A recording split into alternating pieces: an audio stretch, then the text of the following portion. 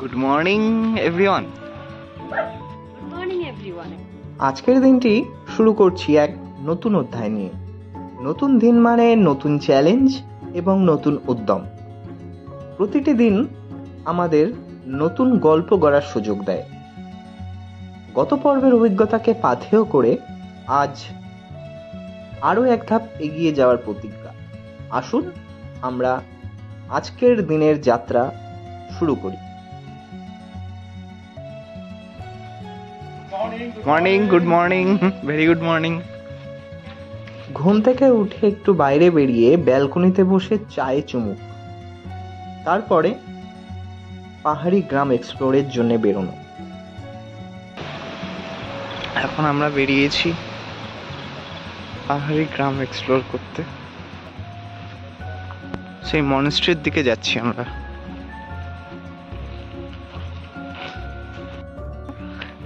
চারিদিকে শুধু just wow.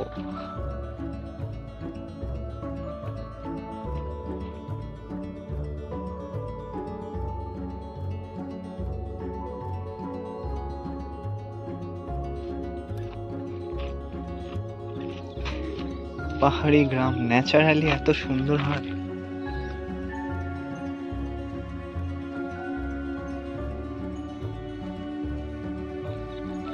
এতদিন আমি কি বলবো, ওই পুরুলিয়া, বাঁকুড়া, ঝাড়খণ্ড এই সমস্ত যে ছোট ছোট পাহাড়, সেই দেখে মেসমারাইজিং হয়ে যেতাম।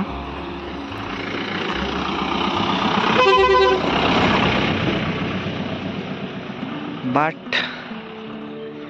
নর্থ বেঙ্গলের পাহাড়,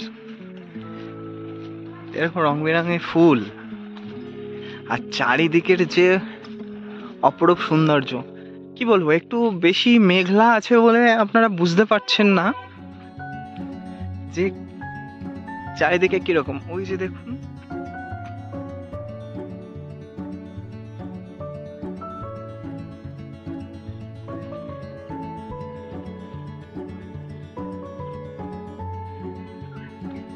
পাহাড়ের উপরে আমাদের আশেপাশে মেঘ ঘুরে বেড়াচ্ছে। ঘন্টাখানেক আশেপাশে ঘুরে ফটোশ্যুট করে আমরা ঘরে চলে এলাম, কারণ সিটংকে বিদায় জানাতে হবে। তাড়াতাড়ি রেডি হয়ে আমরা ব্রেকফাস্টের টেবিলে চলে গেলাম।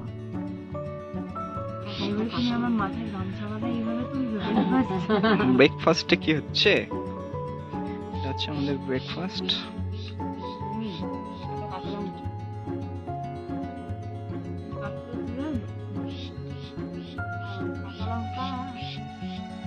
Bhaiya, please give me one chili now, one or two chili. Green chili. Green chili. Green chili. তো আজকে আমরা যাচ্ছি চুলোর দুয়ারে। কালকে কেন তিন চুলে বলছিল? কালকে সিটং বলা হয়েছিল।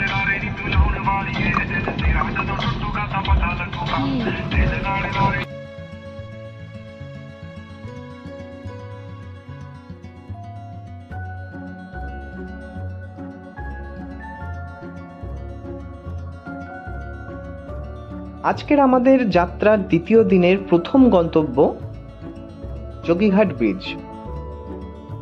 পাহাড়ি রাস্তার অপরূপ সৌন্দর্য উপভোগ করতে করতে কিছু সময়ের মধ্যেই আমরা পৌঁছে গেলাম বিখ্যাত যোগীঘাট ব্রিজ, যা মূলত একটি 74 মিটার দীর্ঘ স্টিলের সেতু, যেটি সিটং এবং রংপু গ্রাম দুটিকে সংযোগ স্থাপন করেছে।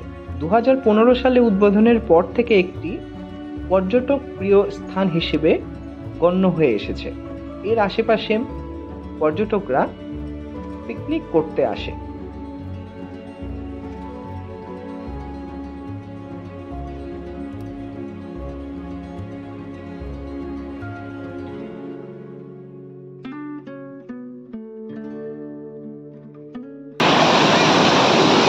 আজকের দিনে আমাদের প্রথম spot Jogighat bridge with falls, Jogi false.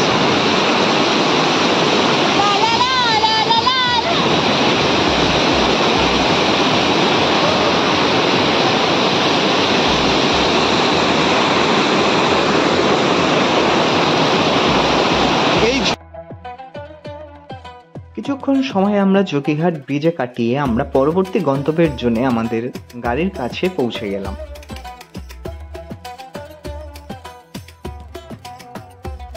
আমাদের পরবর্তী গন্তব্য ছিল লাভার্স ভিউ পয়েন্ট, যেটি মূলত তিস্তা এবং রঙ্গিত নদীর মিলনস্থল দেখা যায়। কিন্তু বিগত কিছুদিন আগে বন্যা কবলিত উত্তরবঙ্গের প্রভাবে আমরা নিচের দিকে আর নামলাম না, তাই আমরা পরবর্তী গন্তব্যের দিকে এগিয়ে গেলাম।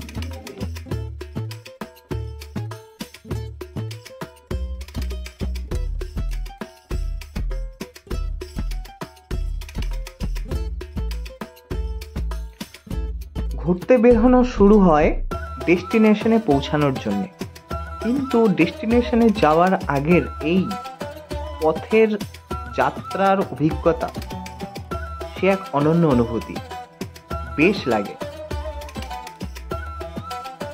চারিদিকে কুয়াশা ঘেরা পাইন ফরেস্টের মধ্যে গাড়ি হচ্ছে, যেতে যেতে কিছু ঐতিহাসিক জিনিসও চোখে পড়ছে, যা পাহাড়ের সাদামাটা জীবনযাপনকে ব্যক্ত করে।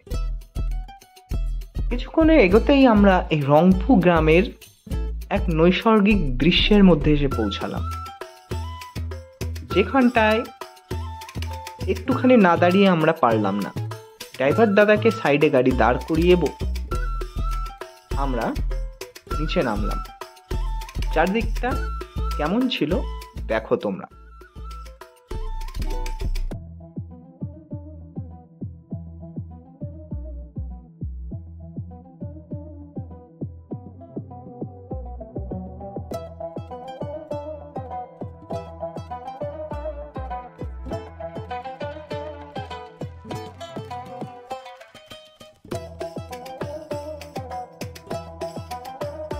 মুহূর্তগুলো ক্যামেরাবন্দি করতে আমরা কেউই দেরি করিনি। পাশ থেকে বাইকারদের বাইক ছুটিয়ে চলে যাওয়া আমার মনকে সাড়া দিল। মনে হলো আমি কবে আসবো, নিশ্চয়ই আসবো, খুব শীঘ্রই আসবো।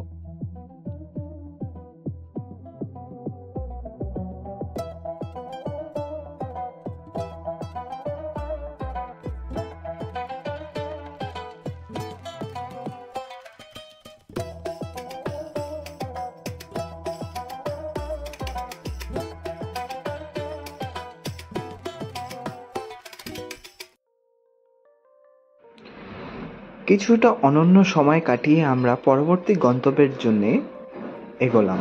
আমাদের পরবর্তী গন্তব্য ছিল লামাহাটা ইকো ফরেস্ট। পথে যেতে যেতে একটা ন্যাচারাল জলপ্রপাত চোখে পড়ল, যা বেশ লাগছিল। টিকিট কাউন্টার থেকে জনপ্রতি 30 টাকা করে টিকিট কেটে আমরা ইকো ফরেস্টের উপরের দিকে উঠতে থাকলাম। যেহেতু উইকেন্ড ছিল তাই বেশ ভিড় ছিল লামাহাটা ইকো ফরেস্টে। এই লামাহাটা ইকো ফরেস্টে উপরের দিকে একটা হ্রদ রয়েছে, তাই আমরা ঠিক করলাম ট্রেক করে কিছুটা উপরের দিকে যাব।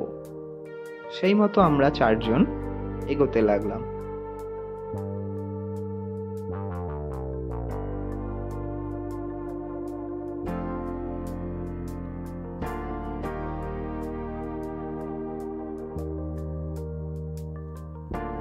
তো বন্ধুরা, কেমন লাগছে তোমাদের এই ভিডিওটা অবশ্যই কমেন্ট করে জানিও।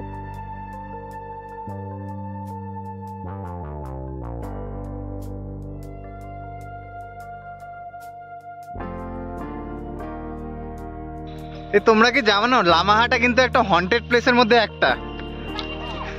হ্যাঁ,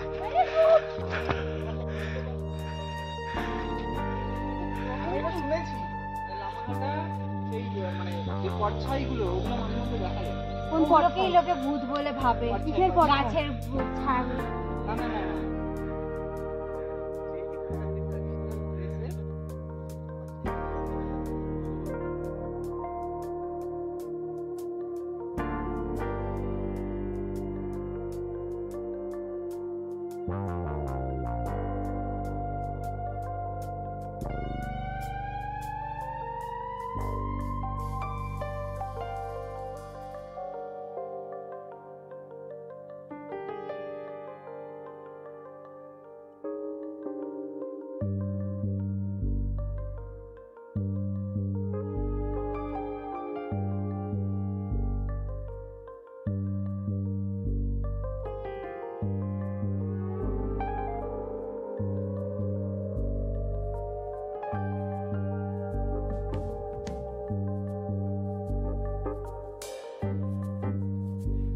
লামহাটে ইকো ফরেস্টে আমরা বেশ কিছুটা বেশি সময় কাটিয়ে ফেললাম।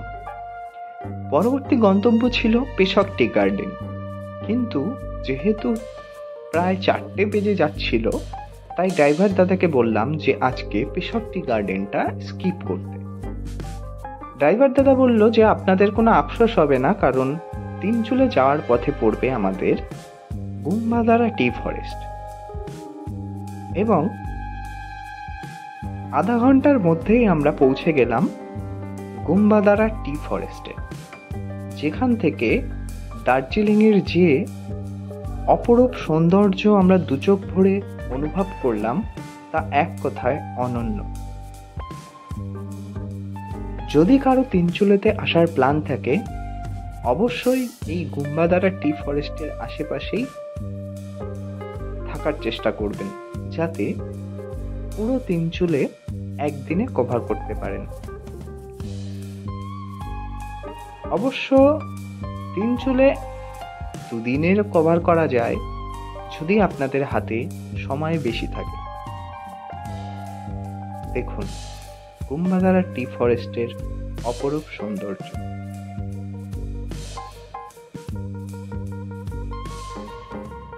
দার্জিলিংয়ের যে কয়েকটি কাঞ্চনজঙ্ঘা ভিউ পয়েন্ট আছে, এই গুম্বাদারা টি এস্টেটের কাঞ্চনজঙ্ঘা ভিউ পয়েন্ট তার মধ্যে অন্যতম, এবং এটি সম্পূর্ণ বিনামূল্যে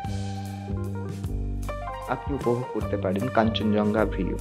যেহেতু আকাশ মেঘলা ছিল, তাই আমরা কাঞ্চনজঙ্ঘার ভিউ না পেলেও ভাগ্য যদি সহায় হয় আপনারা নিশ্চয়ই দেখতে পারবেন।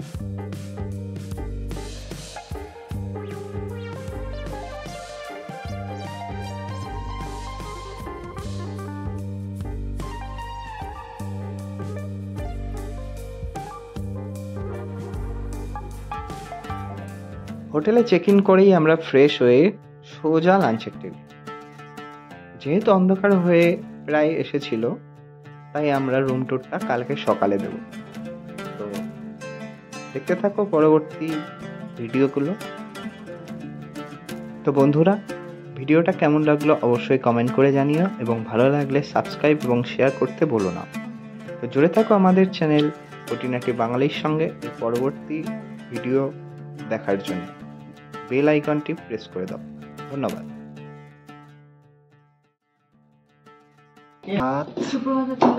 এত দিচ্ছি, এটা ধরো না, লাগবে না, ধরো ডিম কারি, এটা ডাল, এটা কি